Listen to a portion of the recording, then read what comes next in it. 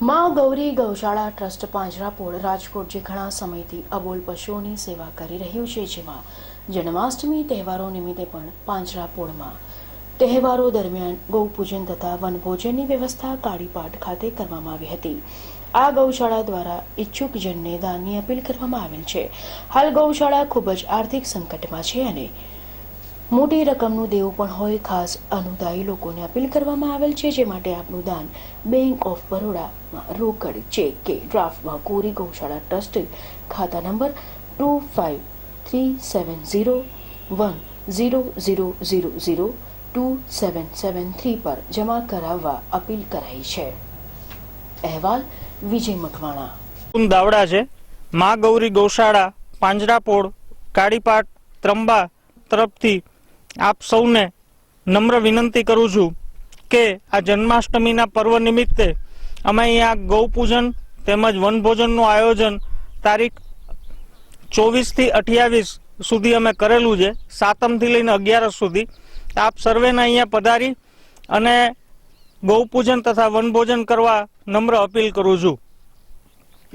આ ગૌશાળામાં છેલ્લા 45 વર્ષથી આ સંસ્થા ચાલે છે। અહીંયા અંદાજિત 1800 થી વધારે ગાયો છે, 600 થી વધારે બળદ છે, તેમજ 150 થી વધારે શ્વાન અહીંયા વસેલા છે।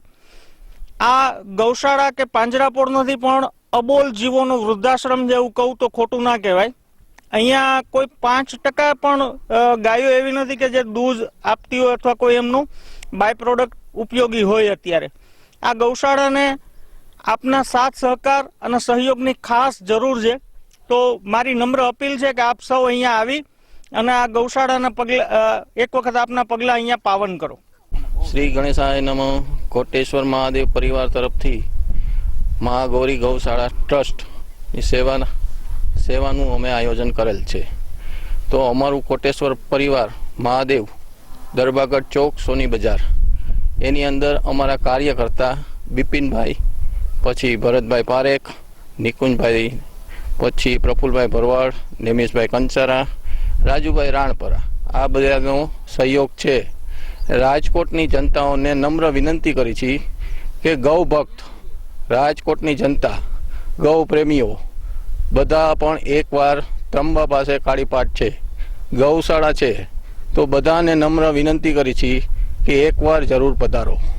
ગૌ ભક્તોને નમ્ર વિનંતી અમારી કે એકવાર પધારો। કોટેશ્વર મહાદેવ પરિવારની જય।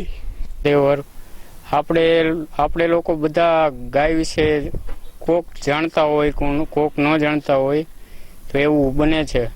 તો આપણે ગાય વિશે સૌ પ્રથમ તો ગાય વિશે આપણે જાણીએ તો બધા જાણતા જ હોય છે કે ગાયમાં 33 કરોડ દેવતાઓનો વાસ રહેલો છે। આપણે ગાયનું પૂજન આજના દિવસે ગાયનું પૂજન કરીએ તો આપણે માનીએ તો 33 કરોડ દેવતાનું પૂજન કરેલું હોય એવું માનવામાં આવે છે। તો આજનો 8મનો દિવસ છે, તો આ લોકો બધાએ આ પૂજન કર્યું, ઘણા લોકોએ કર્યું હશે, તો એ સારું કહેવાય અને પૂજન કરવું પણ જોઈએ। આ પવિત્ર શ્રાવણ માસનો દિવસ તથા જન્માષ્ટમીનો દિવસ, તો એ સારું કહેવાય। પૂજન આવી રીતે કરતા રહેવું જોઈએ, તો દેશમાં પ્રગતિ થાય અને ગાયોની પ્રગતિ થાય, બધી રીતે। જય મહાદેવ।